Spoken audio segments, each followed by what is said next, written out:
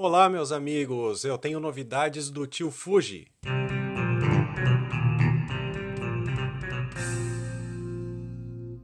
Vim acompanhando há algum tempo já os rumores de uma nova câmera de entrada da Fuji. Ela não tinha nenhuma câmera assim para competir no segmento de entrada com visor eletrônico. Bom, agora tem. E essa câmera se chama XT100. Eu estou com alguns sites abertos aqui. Primeiro que eu quero mostrar para vocês é o Fuji Rumors. Essa é a XA5, que era a câmera de entrada da Fuji antes, tá? Sensor de 24 megapixels, um corpo dedicado à fotografia mais amadora e entusiasta. Fujifilm X-T100, ela vai vir inclusive numa corzinha dourada. Eu acho que isso daqui é para agradar o público ali asiático. Eles adoram um negocinho dourado. Bom, já tem preço, US$ 550, tá? Um preço bastante razoável, é preço de câmera de entrada da Canon, tá? Tipo aquelas T6, T7, T, qualquer coisa assim. E tem uma lente nova vindo, ó, uma lente de kit nova, uma 1545, 15 milímetros no sensor da Fuji, que é de 1,5 vezes o fator de corte, 15 vezes 1,5, 22 milímetros. Ó, que lente interessante. É uma 22,5 e ela vai até 1,5 vezes 45, é uma 1545. Ela vai até 67,5, então ela é uma lente um pouco mais angular do que as lentes de kit de costume, que normalmente são 18,55, coisa assim. Então ela vai ser equivalente a uma 22,67. Bem interessante, principalmente para quem gosta de fotografia de paisagem, de viagem, coisa assim. A gente sempre quer um ângulo um pouquinho maior para poder pegar tudo. E eu quero, a partir aqui do site DP Review, mostrar algumas informações. Então eu estou aqui ó, no DP Review. Então aqui, ó, esse é o primeiro ponto. Ó. É o mesmo sensor da XA5, ó, com o filtro de cor Bayer, ok? Tá, isso daqui é bem importante. Ó. Ele tem o filtro de cor Bayer. O X-Trans, que é o carro-chefe da Fuji, continua com as câmeras de mais alto nível. Na X-T10, apesar de ser uma câmera considerada de entrada, ela tem o X-Trans. Na X-T100, ela não vai ter. Não sei se isso é uma coisa tão ruim, tá? Não sei, já falei em uns outros vídeos sobre isso, que a Fuji talvez tenha que trocar esse X-Trans no futuro, porque ele não funciona tão bem assim na parte de edição, e o que ele traz de benefício atualmente não é tão interessante assim quanto era na primeira geração das câmeras da Fuji, que tinha o sensor de 16 megapixels. Vai ser uma câmera razoavelmente rápida, ó, 6 frames por segundo. Para uma câmera de entrada, 6 frames por segundo é bastante razoável. Ela vai fazer 4K.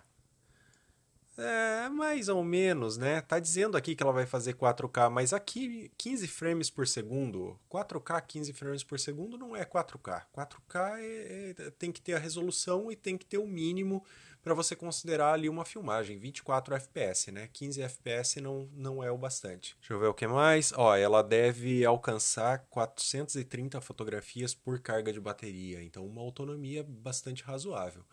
Atribuo isso principalmente ao fato da existência do visor eletrônico, que vai fazer você economizar energia em relação ao monitor ali de trás. Então, né, câmeras que têm o visor eletrônico, altamente recomendável usar o visor e não o monitor. Bom, a lente eu já comentei, né? Uma 1545 está vindo junto com ela, tem estabilização de imagem, inclusive. Eu quero umas outras informações aqui a respeito, principalmente desse visor eletrônico. Ah, esse é um dado interessante, ó.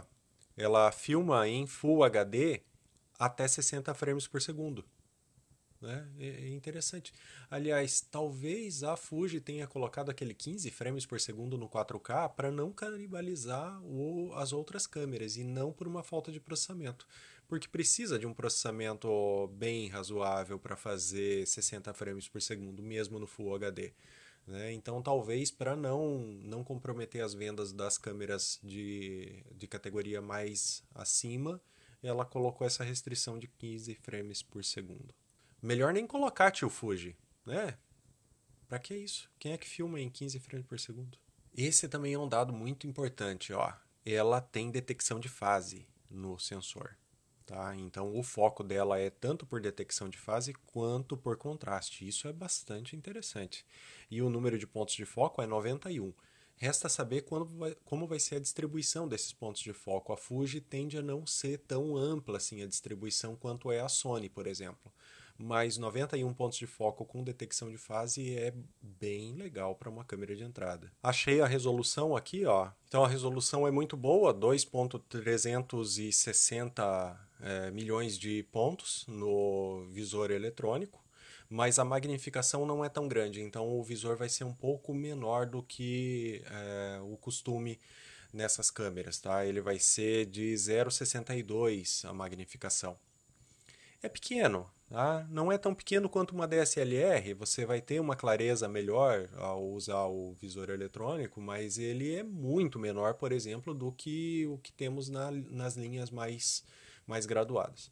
Isso vai reduzir custo para a Fuji, por isso que ela consegue repassar a câmera nesse valor, e também reduz o tamanho da câmera. Estão aqui algumas fotos, ó. Ela vai ser bem bonitinha, olha só que bonitinho o corpo dela. Um desenho mais flat, ó, não tem um grip aqui. Provavelmente vai ter um acessório para você colocar aqui como grip, né? Colocado aqui por baixo, para quem quiser, né? Mas ela tende a ser uma câmera bem leve, bem pequena, então talvez o grip seja até dispensável.